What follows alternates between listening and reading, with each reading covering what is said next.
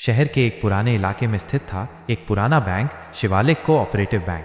कभी ये बैंक बहुत प्रसिद्ध था, लेकिन अब समय की मार और टेक्नोलॉजी की दौड़ में पीछे छूट गया था।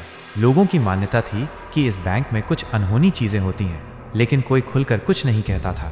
बैंक की सबसे खास और रहस्यमयी चीज थी उसकी पुरानी तिजोरी, जो पिछले 20 सालों से बंद थी। कहा जाता था कि उसमें कोई खजाना नहीं, बल्कि कुछ भयानक राज छिपे हैं।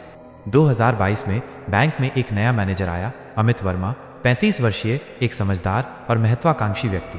उसने बैंक को दोबारा खड़ा करने की ठानी, लेकिन जल्द ही उसे तिजोरी को खोलने की जरूरत महसूस हुई, क्योंकि बैंक के पुराने रिकॉर्ड उसमें बंद थे।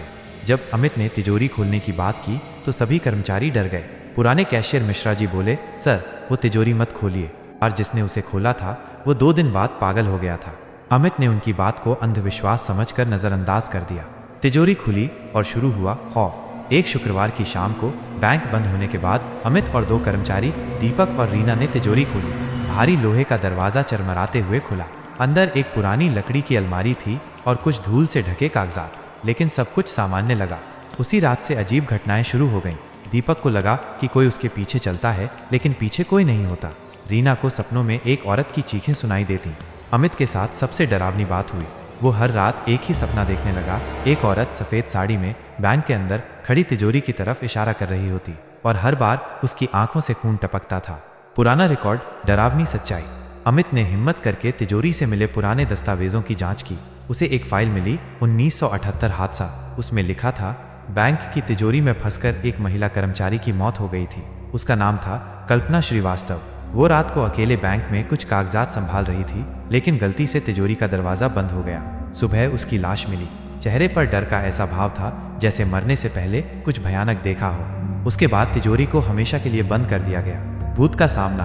अमित ने ठान लिया कि वो इस रहस्य को खत्म करेगा। एक रात वो अकेला बैंक में रुका। जैसे ही घड़ी रात के 2 बजे पहुंची, बैंक के हॉल में अचानक अजीब सी ठंडक फैल गई। कंप्यूटर खुद चालू हो गया और स्क्रीन पर लिखा था, मेरी मौत का बदला कौन लेगा।